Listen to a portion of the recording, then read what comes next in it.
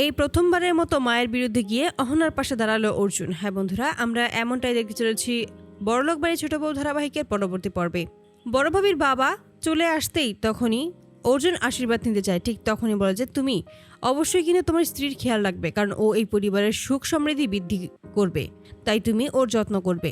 এতে করে অর্জুনের মা অবাক হয়ে যায় এবং জিজ্ঞেস করে, আপনি কিভাবে চেহারা দেখেই সমস্ত কিছু বলতে পারলেন? ঠিক তখনই বড় ভাবির বাবা বলে যে, আর এই চেহারার মধ্যেই তো সমস্ত কিছুই ফুটে ওঠে, সমস্ত কিছুই হলো ঈশ্বরের আশীর্বাদ, তাই আমি মাঝে মাঝে কিছু চেহারা দেখেই সেটা বলে দিতে পারি। আর ওরটাও সেই একই রকম, তার জন্য আমি ওরটা বলে দিতে পেরেছি। তারপরে দেখা যায় রাতের বেলা অর্জুনের পাশে তখনও তার মা এসেই শুয়ে পড়ে। অর্জুন তখন পানি খেয়ে শুয়ে পড়ে, তখন তার মা জিজ্ঞেস করে কি হয়েছে। ঠিক তখনই অর্জুন বলে, গরম লাগছে, পাখা একটু চালিয়ে দেই। তখন অর্জুনের মা বলে, এত খরচ হবে, এখন কোনো পাখা চালাতে হবে না, আমি হাত পাখা দিয়ে তোকে বাতাস করে দিচ্ছি। কিন্তু অর্জুন বলে, এতে কোনো প্রয়োজন নেই। অর্জুনের মা তখন অর্জুনকে বলে, তুই ঘরে যতদিন না অবধি এসি লাগিয়ে দিচ্ছিস ততদিন অবধি আমি এখানেই থাকবো।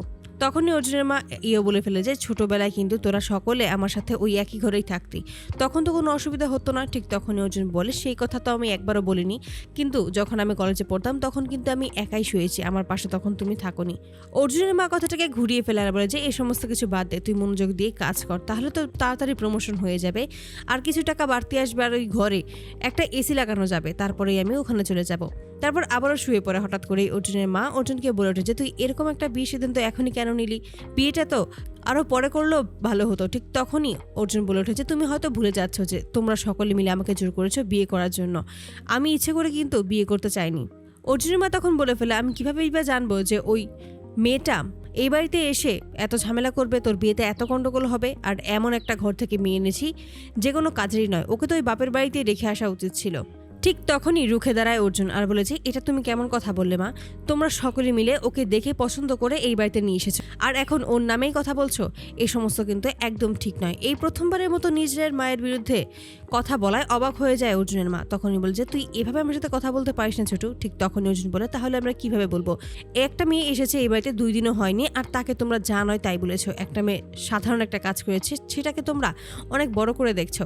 এটা কি একদম উচিত? এটা কিন্তু একদম উচিত নয় মা, কারণ ও একটা নতুন বাড়ি থেকে এখানে এসেছে, এই সমস্ত কিছুর সাথে ওর মানিয়ে নিতে একটু সমস্যা হবে, একটু সময় লাগবে। সেই সময়টুকু যদি আমরা ওকে না দিই, তাহলে ও কিভাবে সবটা ম্যানেজ করবে?